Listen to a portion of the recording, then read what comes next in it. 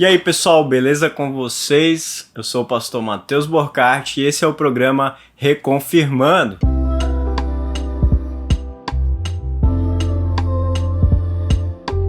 Lutero diz que Deus em essência é um só, mas nessa uma essência há três pessoas. Hoje a gente quer falar sobre a Trindade. Esse é um estudo que, na verdade, não vai fazer você saindo daqui sabendo de tudo. Pelo contrário, ele vai deixar um monte de minhoca na sua cabeça, mas quando a gente fala de Trindade, é isso que a gente vai conseguir, é ter umas minhocas na cabeça, porque para nossa razão é difícil entender, mas nem por isso deixa de estar na Bíblia, e é sobre isso que vamos falar hoje, Deus e a Trindade. Ouve, Israel, o Senhor nosso Deus é o único Senhor. Deuteronômio 6:4. Não há senão um só Deus. 1 Coríntios 8:4. Esses são textos que falam sobre como Deus é o único Deus. Então quando a gente se depara com esse termo Trindade, tá, mas Deus não é só um, que papo é esse de Trindade? Geralmente os críticos, eles argumentam dizendo que isso é uma invenção da igreja, porque se você pegar a Bíblia de cabo a rabo, tu não vai encontrar a palavra Trindade na Bíblia. E aí eles argumentam, olha, isso aí foi uma invenção da igreja, isso aí foi uma invenção das pessoas, esse papo de Trindade não existe. Será mesmo? Se a gente pegar a Bíblia, a gente também não vai achar termos como onipotente, onisciente, onipresente.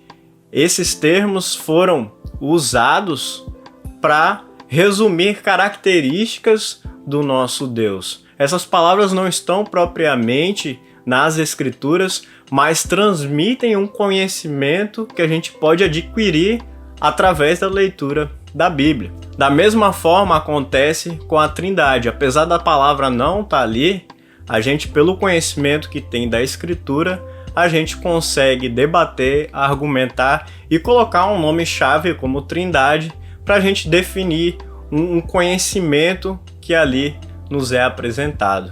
Então esse argumento de que porque não tem na Bíblia significa que não existe, ele é um argumento falho, ele é um argumento que pode ser debatido em várias outras expressões que são usadas para falar do conteúdo bíblico, mas inventar o nome Trindade não necessariamente anula a existência da Trindade na Bíblia, pelo contrário, ela deixa bem definido uma ideia que está ali na Bíblia e vai ajudar a gente a definir como a palavra de Deus fala sobre ele mesmo e como a gente pode distinguir a Trindade de outros pensamentos que tem por aí e que a gente vai ver ao longo desse nosso estudo. Então vem comigo e vamos deslanchar aí o que é essa tal de Trindade. A Bíblia está cheia de evidências que sim, a Trindade existe, ela não é apenas uma invenção termológica da igreja, mas ela de fato acontece. E ela foi explicitamente manifestada na situação ali que foi o auge dessa expressão da Trindade, que é o batismo de Jesus Cristo. Lá está escrito assim: depois de batizado, Jesus logo saiu da água, e eis que os céus se abriram, e ele viu o Espírito de Deus, descendo como pomba, vindo sobre ele. E eis que uma voz dos céus dizia: este é meu Filho amado, em quem me agrado. Aqui nesse texto a gente vê claramente as três pessoas. O Filho estava sendo batizado, o Espírito Santo aparece descendo sobre o Filho, e uma voz que todos ali ouviram fala: esse é meu Filho querido que tanto me agrada. As três pessoas ao mesmo tempo ali, diante de toda aquela multidão. Esse texto ele vai logo contra correntes que se dizem teológicas e falam: até existe esse negócio de Trindade, mas ou Deus ele é Pai, ou Deus ele é Filho, ou Deus ele é Espírito Santo, né? Ele escolhe o que ele vai ser em determinado momento. Não, poxa, que o texto está claramente evidenciando que os três estão ali ao mesmo tempo e diante de todas aquelas pessoas. Outra grande manifestação da Trindade acontece na grande comissão de Jesus, quando ele envia os seus discípulos para todo mundo para pregarem o evangelho. Ele diz assim: portanto, vão e façam discípulos de todas as nações, batizando-os em nome do Pai, do Filho e do Espírito Santo. Nesse texto, Deus é claramente ensinado como 3 pessoas numa só essência divina. Deus, ele é Pai, Filho e Espírito Santo, e todos esses têm a mesma autoridade, o mesmo poder, a mesma dignidade e a mesma honra como Deus. Eles são totalmente Deus, apesar de serem pessoas diferentes em Cristo, no Espírito Santo e no Pai. O apóstolo Paulo também ele testifica essa trindade numa bênção que ele deu para o seu povo e que foi inspirada por Deus, que diz assim: a graça do Senhor Jesus Cristo e o amor de Deus e a comunhão do Espírito Santo estejam com todos vocês.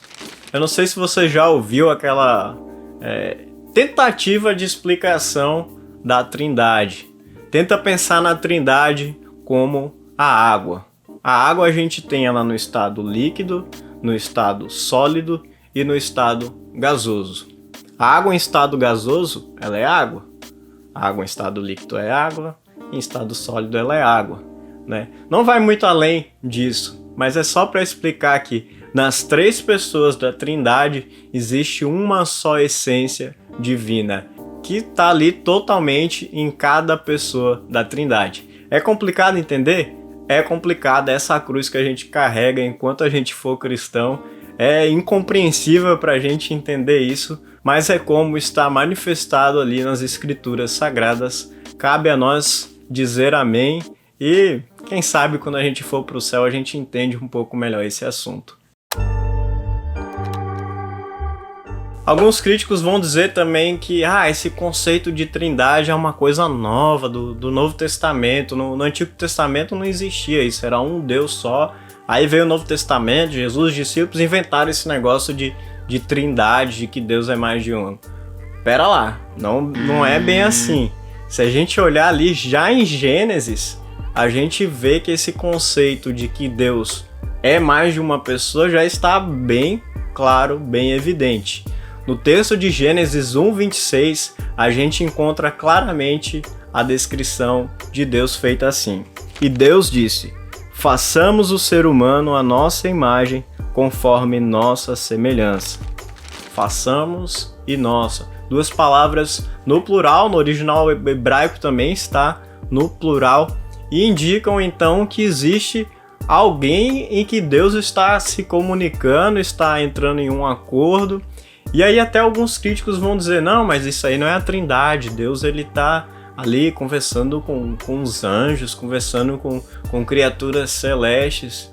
Tá, mas para quem Deus vai querer pedir opinião, fazer acordo? Se Deus é Deus, para que ele vai querer, a opinião de algum outro ser que ele criou? Ali também em Gênesis 1:1 a gente vê: no princípio criou Deus o céu e a terra, o Espírito Santo. O Espírito de Deus pairava sobre as águas. Ali já também existe uma clara distinção entre Deus e Espírito de Deus, já é apresentado mais de uma pessoa ali no texto do Antigo Testamento. O texto de Isaías também é um rico texto, um texto profético que fala a respeito do Messias, que mais pra frente a gente entendeu que é o próprio Filho de Deus. E aqui a gente vê então uma clara evidência de que são 3 pessoas, aquilo que chamamos de Deus. Está escrito assim: eis aqui o meu servo, a quem sustenho, o meu escolhido, em quem a minha alma se agrada. Pus sobre ele o meu espírito, e ele promulgará o direito para os gentios.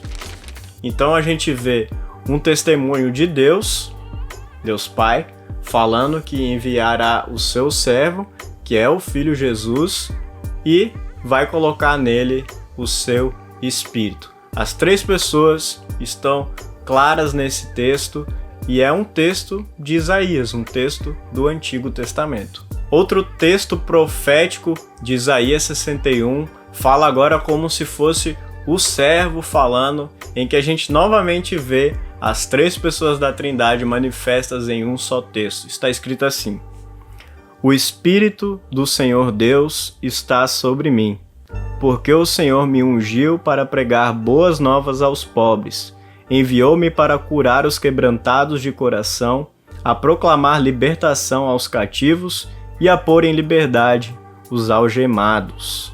Então a gente aqui claramente vê o Espírito Santo, Senhor Deus, que seria o Pai, e o seu Filho ali que está falando, e que é propriamente Jesus Cristo. Muitos teólogos também argumentam que não é mera coincidência quando no texto do Antigo Testamento Deus ele é expressado verbalmente 3 vezes. Como, por exemplo, na bênção araônica, que é aquela bênção famosa dada no final do culto. Veja como o nome O Senhor aparece 3 vezes. O Senhor os abençoe e os guarde. O Senhor faça resplandecer o seu rosto sobre vocês e tenha misericórdia de vocês. O Senhor sobre vocês levante o seu rosto e lhes dê a paz. Também num outro texto, quando anjos estão diante de Deus, eles falam: Santo, Santo, Santo é o Senhor dos exércitos. Toda a terra está cheia da sua glória.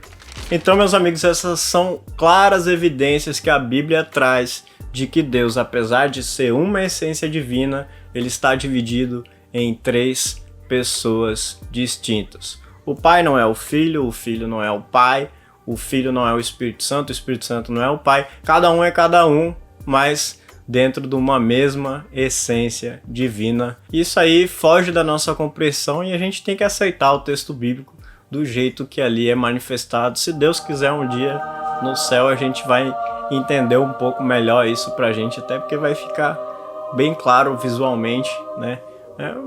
Vamos esperar. Você já deve ter observado que na sua Bíblia, muitas vezes o nome de Deus, Senhor, ele está em letras maiúsculas. Pois bem, quando ele aparece assim na Bíblia, geralmente é uma tradução para Yahweh. O texto hebraico, Yahweh é o nome de Deus. E meus amigos, quando aparece Yahweh na Bíblia, ou Jeová, Javé, como outras pessoas pronunciam, é de Deus que se está falando ali, claramente, sem dúvida alguma, não tem nem como questionar. E o engraçado é que a Bíblia muitas vezes atribui ao Filho esse nome de Yahweh e também ao Espírito Santo. São exemplos que a gente vai ver agora. Eis que vem dias, diz o Senhor, em que levantarei a Davi um renovo justo, e como rei que é, reinará, agirá com sabedoria e executará o juízo e a justiça na terra. Nos seus dias, Judá será salvo, e Israel habitará seguro. E este será o nome pelo qual será chamado: Senhor, Justiça Nossa. Aqui é um texto profético falando de Jesus e diz que ele vai ser chamado de Senhor, Justiça Nossa. Veja bem, um nome dado a Deus é dado ao Messias prometido. Meu amigo, é uma grande evidência, não é?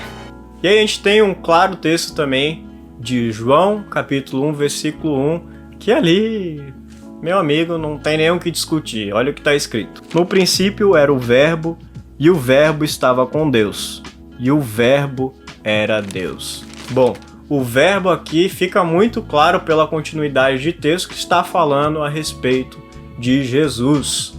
A Jesus é acreditada a criação do mundo, bem como ele é chamado de Deus. Então não tem essa história aí de que Jesus não era Deus, ele era filho, mas não era bem Deus. Não, ele era Deus, ele estava na criação e não tem mais o que discutir, tá aí na Bíblia.